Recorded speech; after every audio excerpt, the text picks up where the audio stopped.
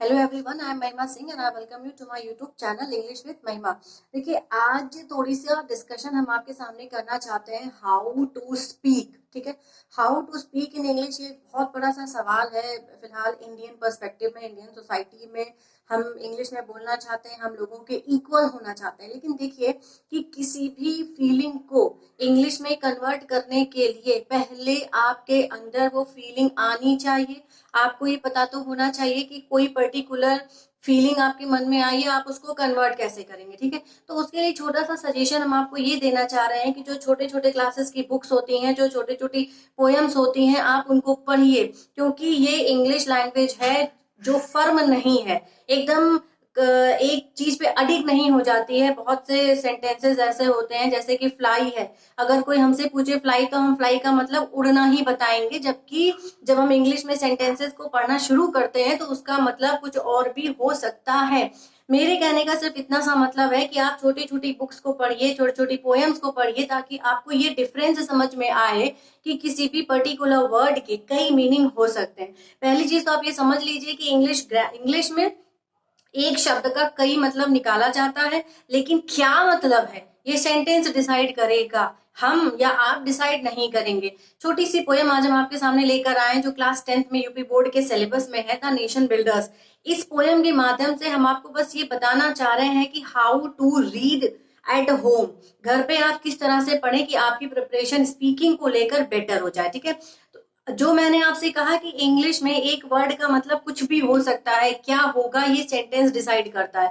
हो सकता है कि हम उसके केवल एक ही मतलब से परिचित हो, लेकिन उसके और कई सारे मतलब हो सकते हैं। ठीक है, तो देखिए, नेशन बिल्डर की हम बात करते हैं। नेशन बिल्डर, नेशन का मतलब होता है एक पूरा राष्ट्र, एक पूरा देश, जिसके बनने की, यानी कि एक पूरा देश कैसे बनकर खड़ा होता है, उसमें किन किन लोगों का योगदान होता है, इन चीजों का विवरण जो हमारे राइटर हैं आरबी इमर्सन, यानी राल्फ वॉल्डो इमर्सन, ये एक अमेरिकन पोएट थे, एसेइस्ट भी थे।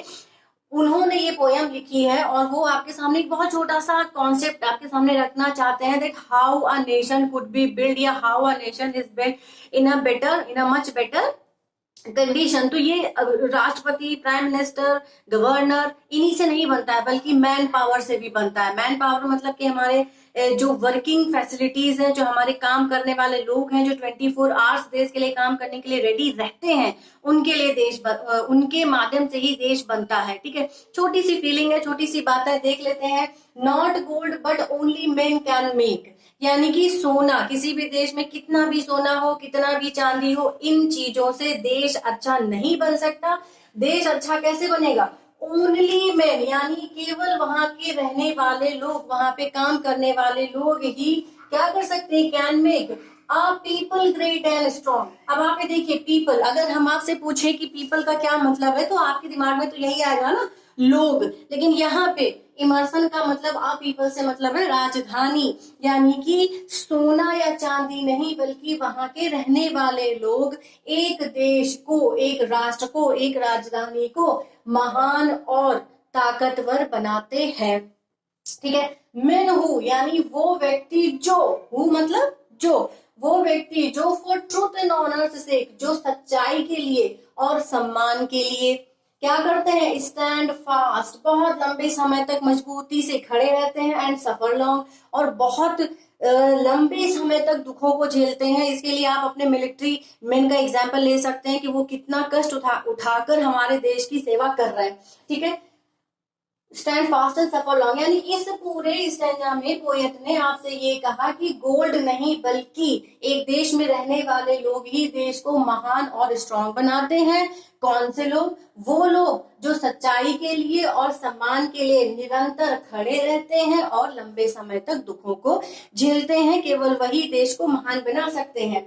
दूसरे पैरा पे आते हैं ब्रेव मैन। ब्रेव मतलब बहादुर, ब्रेव मन यानी बहादुर लोग, हु यानी जो, हु वर्क, बहादुर लोग जो काम करते हैं, वाइल, जबकि अदर्स स्लीप, जबकि उसी देश में रहने वाले दूसरे लोग सो रहे होते हैं। यानी बहादुर व्यक्ति वो होता है जो 24 आवर काम करने के लिए रेडी रहता है।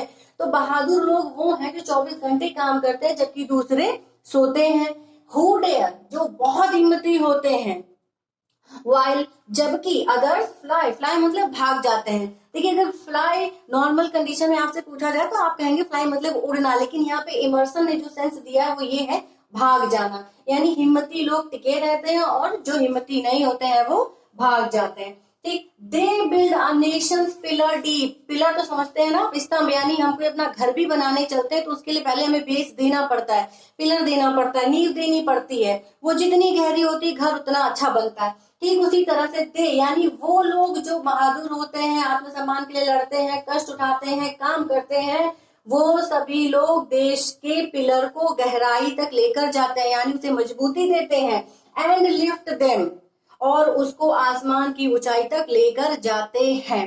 ठीक है, ये छोटी सी पोयम है, आप इसको पढ़िए, समझिए और ये जानने की कोशिश करिए कि किसी भी वर्ड का मतलब इंग्लिश में कुछ हो सकता है और दिए गए सेंटेंस में कुछ और भी हो सकता है। ठीक है, तो आप इस तरह से इन चीजों को समझिए, छोटी छोटी बुक्स को पढ़िए। स्पीकिंग के लिए अगली क्लास लेकर हम फिर से आएंगे, तब तक के लिए